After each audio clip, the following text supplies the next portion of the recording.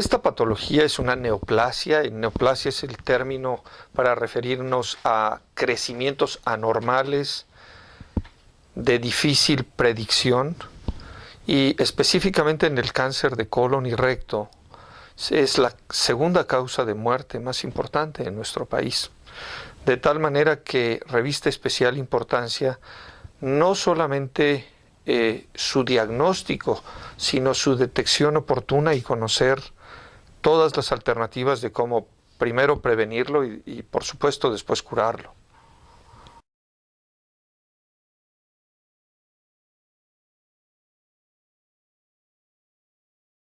En realidad, como decimos los que nos dedicamos a ver pacientes con cáncer de colon, la respuesta es multifactorial, es decir, hay un sinnúmero de factores que se han probado como potenciales fomentadores del cáncer de colon. Desde fenómenos hereditarios se ha visto que una población que tiene cáncer, de padres con cáncer, los hijos pueden desarrollar a tener cáncer. Pero también, además de los factores genéticos o hereditarios, también pueden haber factores ambientales, factores alimentarios. Cada vez hemos ido viendo que la población mundial ha ido modificando sus hábitos alimentarios. Va dejando de comer fibra, va dejando de comer alimentos más naturales, digámoslo de alguna manera, para recurrir a estas comidas rápidas, precongeladas, conservadas, con poca fibra, etc. Y eso es una de las potenciales causas que desarrollan cáncer de colon y recto.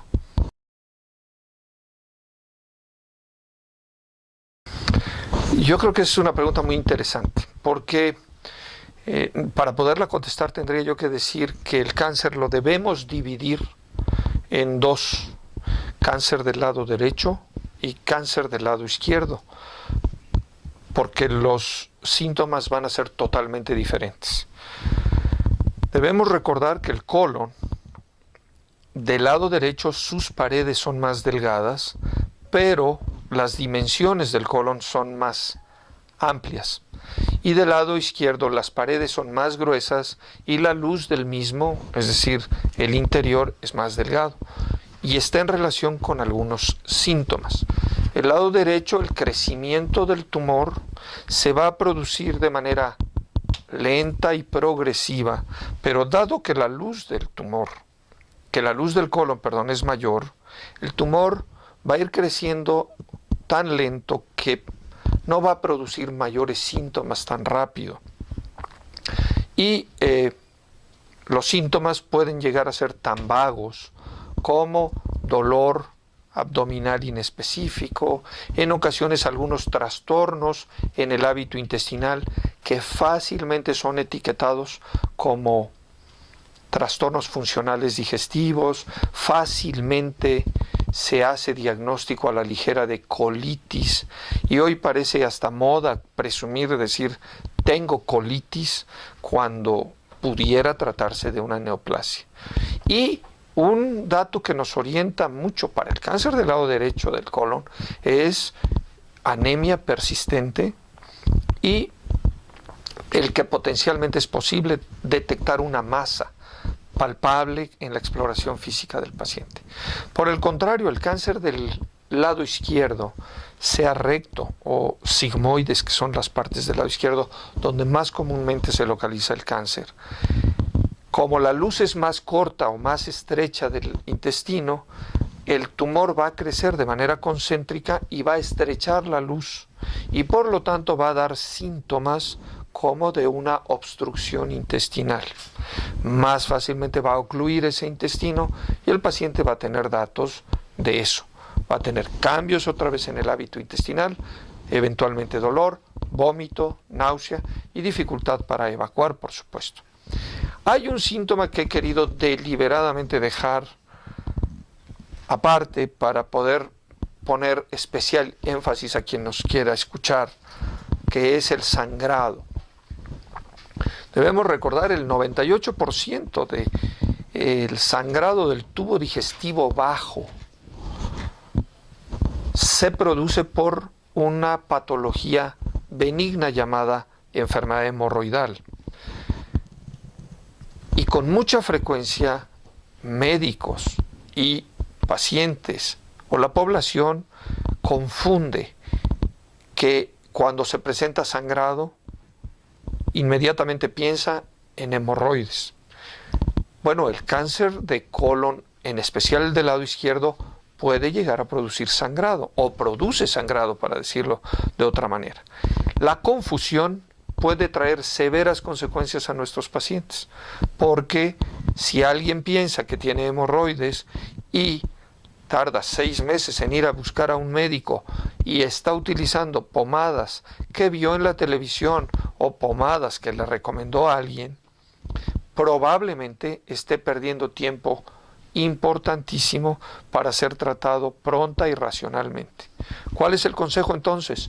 Si hay sangrado y esta sangre se acompaña además de un poco de cambio en el hábito intestinal durante la defecación, pues acudir de inmediato a un médico para que sea explorado, y una vez descartado que no se trata de una neoplasia como el cáncer de recto, entonces tratar la causa del sangrado, y deseablemente que sea benigna, pues será más fácil el manejo.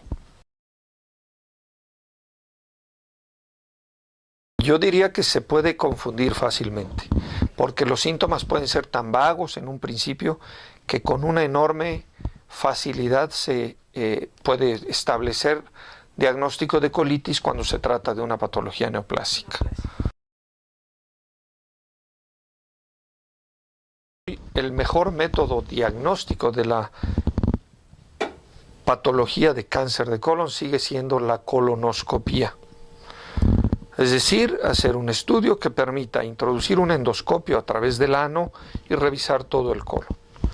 El problema, no solamente en nuestro país, sino en todo el mundo, es que es un estudio de difícil accesibilidad a toda la población en general. Por lo tanto, tenemos que recurrir, dependiendo tanto de los recursos económicos como de los recursos materiales de que se disponga, a otro tipo de estudios, como un colon por enema, que es factible hacer un diagnóstico. Nunca dejaría yo de enfatizar la importancia de una exploración física adecuada.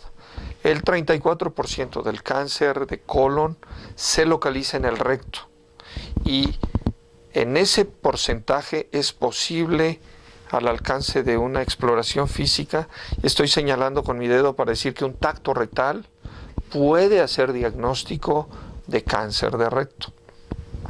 Se nos ha olvidado, desgraciadamente, en las escuelas de medicina y en todo el mundo se nos ha olvidado enfatizar la importancia de que para hacer diagnósticos la clínica juega un papel preponderante, y dentro de la clínica está la exploración física de los enfermos.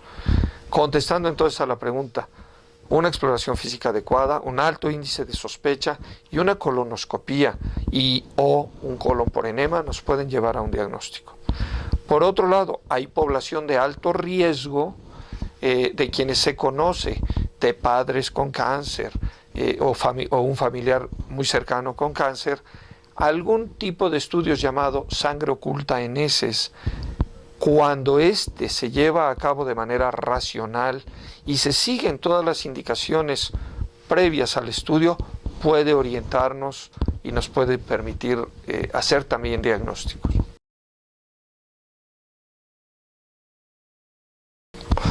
La respuesta es no, no es dolorosa. Normalmente el paciente recibe una sedación transitoria que no es anestesia general, y por lo tanto no hay ninguna molestia.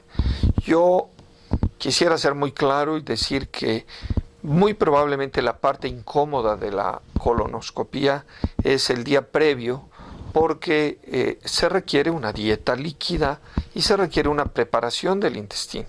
Es decir, tomar un fármaco que permita que el paciente evacue y tenga evacuaciones lo más líquido posible, hasta prácticamente agua, para que esté totalmente limpio su intestino y que sea posible hacer una colonoscopia racional, adecuada y que nos permita ver a detalle todos y cada uno de los segmentos del colon. Esa es la parte que yo personalmente estoy convencido es la incómoda. Una vez que se está en la sala de endoscopia y que un médico anestesiólogo le da una sedación al paciente, no hay molestia alguna.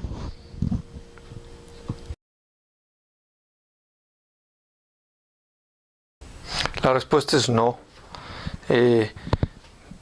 Como muchas enfermedades puede coexistir una enfermedad y otra, pero no hay una relación estrictamente probada entre colitis o colon irritable o intestino irritable o trastorno funcional digestivo, que son las múltiples formas en las que se le conoce, y cáncer. Ya mencionaba la prueba de sangre oculta en heces. Vale la pena enfatizar que esta es mejor y racionalmente más útil cuando se trata de aquella población llamada de alto riesgo, porque alguien tuvo o tiene un familiar con antecedentes.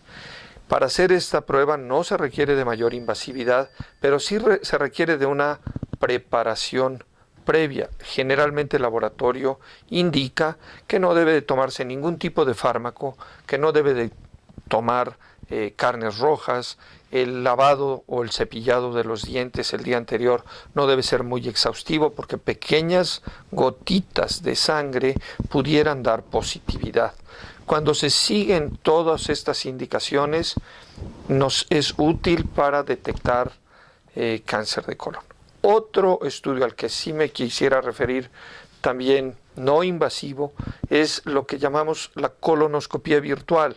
Se lleva a través de una tomografía y es posible reconstruir el colon a través de imágenes muy fidedignas y que nos permiten detectar elevaciones o tumoraciones o cambios en la configuración del colon que nos pueden llevar a diagnósticos. Lógicamente que si yo veo una lesión a través de uno de estos estudios no invasivos que me sugiere que existe un cáncer, el siguiente paso es llevar a mi paciente a hacer una colonoscopia, a tomar una biopsia y por supuesto tener el diagnóstico histopatológico, que es la comprobación absoluta.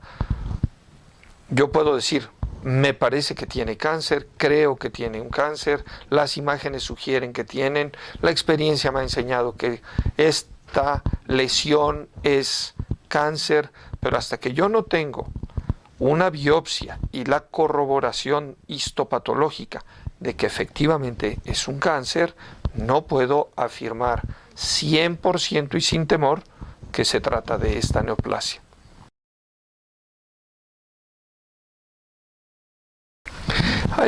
Hay muchas especialidades que pueden hacer diagnósticos oportunos de cáncer de colon. Yo pudiera enfatizar que un gastroenterólogo clínico con experiencia en endoscopía es posible que haga el diagnóstico. Sin duda alguna, un cirujano colorectal está entrenado para hacerlo. Esa es la parte de su formación. Y seguramente también en cualquier hospital se cuenta con centros de diagnóstico oportuno, en donde se tiene a médicos entrenados para hacer un examen general en los pacientes y dentro de esta generalidad específicamente encontrar o buscar potenciales neoplasias.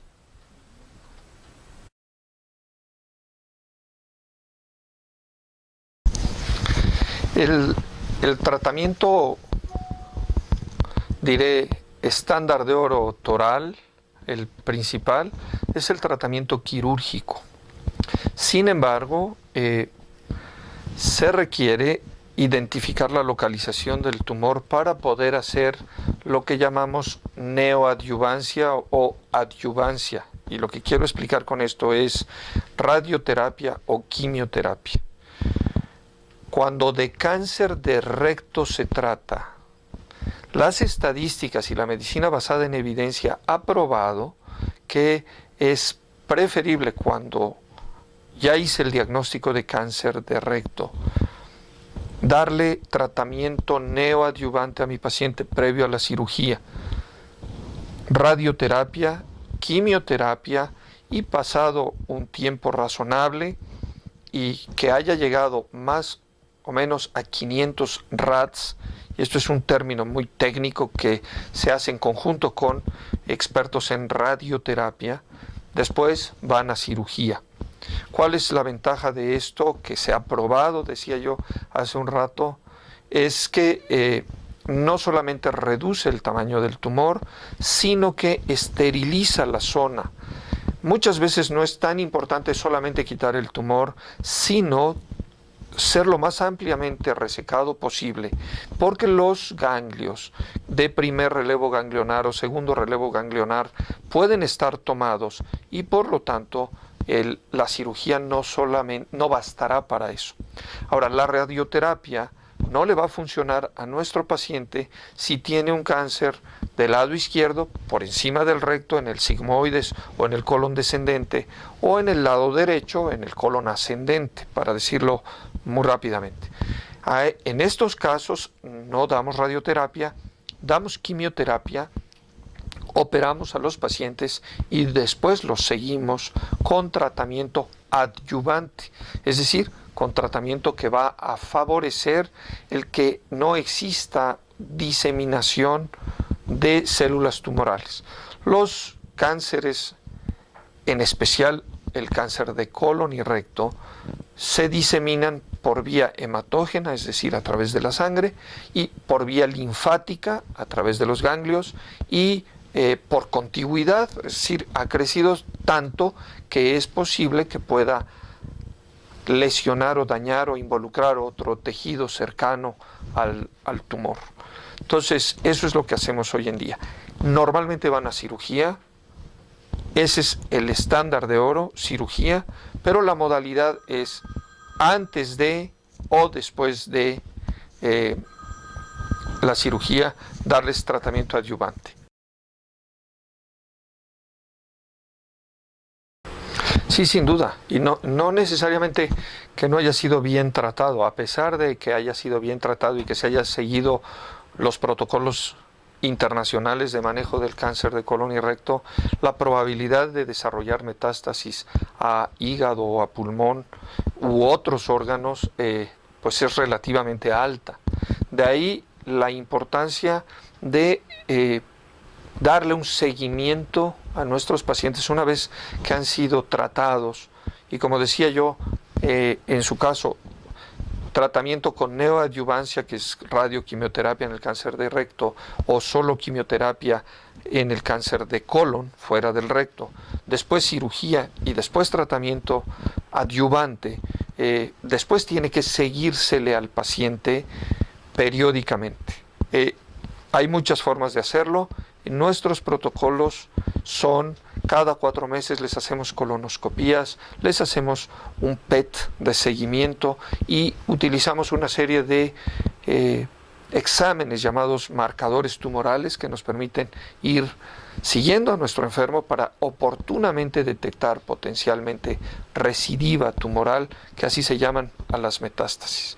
Con respecto a la cirugía, es importante recalcar que muchas veces el cirujano, cuando el tumor ha crecido lo suficiente y además ha desarrollado metástasis a distancia, que no hay más remedio que hacer cirugía que llamamos los cirujanos derivativa, es decir, meramente paliativa, para que nuestros pacientes, desafortunadamente, pues no tengan una obstrucción intestinal y su calidad de vida no se vea muy alterada de por sí por la enfermedad misma. Esto me lleva solamente a enfatizar la importancia de la prevención y de la detección oportuna del cáncer a través de los medios de que dispongamos.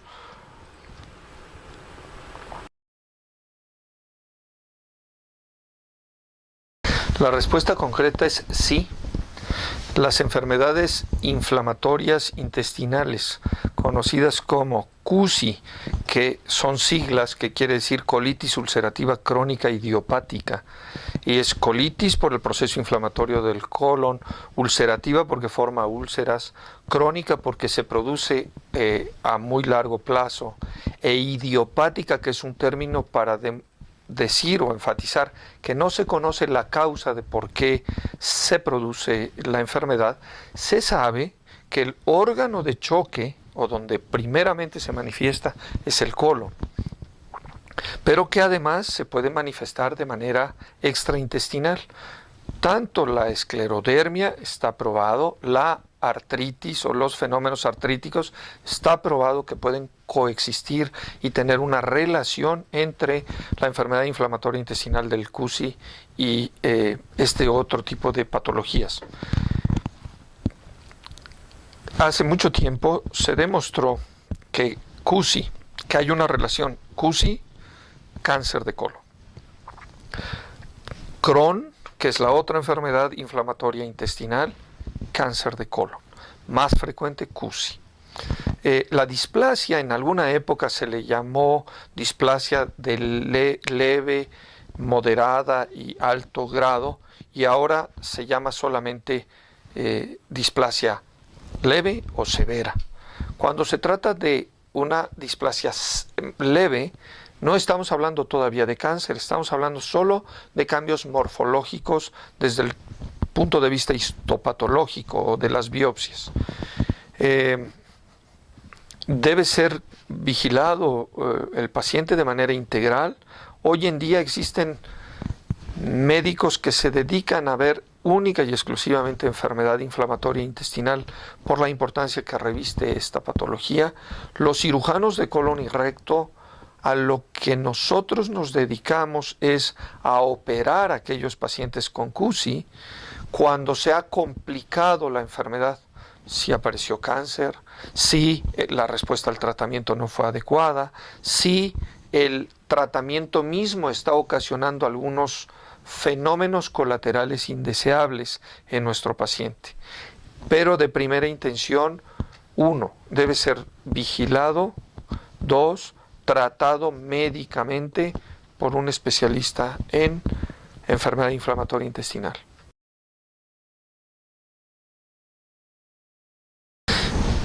Yo diría que en una cierta medida sí, aunque estrictamente no lo cura ni es la solución. Otra vez, medicina llamada hoy en día basada en evidencias, quiere decir que se hicieron muchos estudios estadísticos y se probó a través de ellos la trascendencia de una modalidad técnica o de el uso de algún fármaco. En este caso específicamente hay estudios muy serios a largo plazo que han demostrado que el beneficio del ácido acetilsalicílico es más que curativo del cáncer, es preventivo en la formación de pólipos.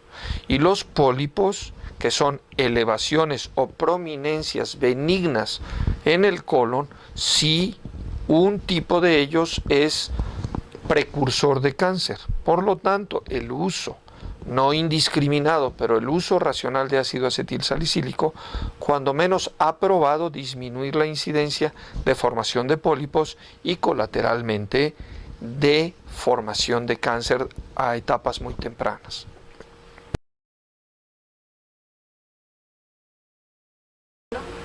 Absolutamente sí.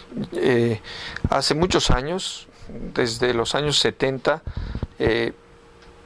un doctor de apellido Burkitt, el doctor Burkitt, probó que en la medida que se utiliza fibra en la dieta, y esta fibra es todo aquel alimento que no se absorbe y que le va a dar mayor volumen al contenido intestinal, y por lo tanto su tránsito por la luz del colon es mucho más rápido, va a disminuir estadísticamente la incidencia de cáncer. Entonces, sí, la recomendación es tomar fibra en la dieta, absolutamente sí.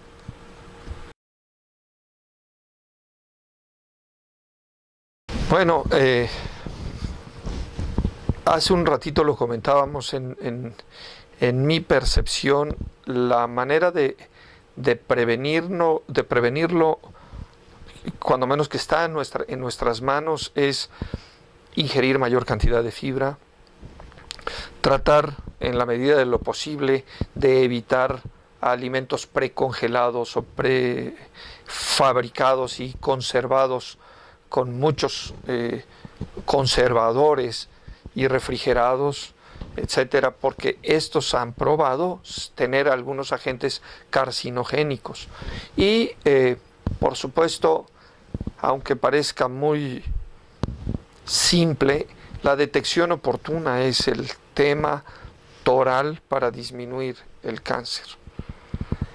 Estudios que nos permitan llevar a oportunamente encontrar pacientes que están desarrollando una lesión premaligna, estarán curados en el momento en el que lo podamos hacer. A aquellos pacientes que tengan una lesión maligna, pero que esté en fases muy tempranas o iniciales, definitivamente será posible tener muchos más elementos de poderlo curar y resolver el problema, sin duda.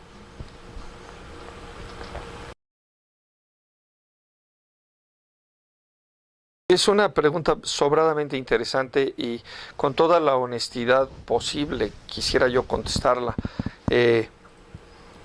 Siempre la prevención será útil. Después de los 45 años se incrementan algún tipo de patologías y específicamente el cáncer de colon. De tal manera que una visita al especialista en tubo digestivo, sea gastroenterólogo o cirujano colorectal, periódica, diré, cada 6 meses o una vez al año, siempre será recomendable. Pero también es recomendable, en el caso de las mujeres, asistir con cierta frecuencia con su ginecólogo, hacer exploración periódica de sus glándulas mamarias. Los hombres acudir también después de los 45 años con el urólogo, hacernos una detección oportuna de la próstata, etcétera. Y con esto no se trata de querer crear un ambiente de pánico, que la gente tenga que vivir en un quirófano y menos en un consultorio y menos visitando a médicos. Tiene que haber un orden. La vida va mucho más allá de simplemente pasarla entre médicos y médicos, pero sí este orden debe de estar encaminado también para mejorar mi calidad de vida, el poner un cierto temporalidad en acudir con los médicos que necesito asistir. En específico para el cáncer y detección oportuna de cáncer, mi recomendación sería acudir después de los 45 años, hacerme un estudio, y si no tengo nada, pues no tengo que ir al año siguiente. El médico me va a decir, en 5 años tengo que volverlo a ver, o en 3 años, dependiendo de lo que vaya sucediendo. Lo que no podemos hacer la población mundial, nosotros mismos, que somos muy buenos los médicos para dar consejos y a veces muy malos pacientes, es dejar todo al paso de los tiempos. Si se cuenta con la tecnología, se cuenta con la información necesaria, es prudente, de manera racional, efectiva, utilizarla en beneficio de la prevención de enfermedades que a la larga me den una mejor calidad de vida.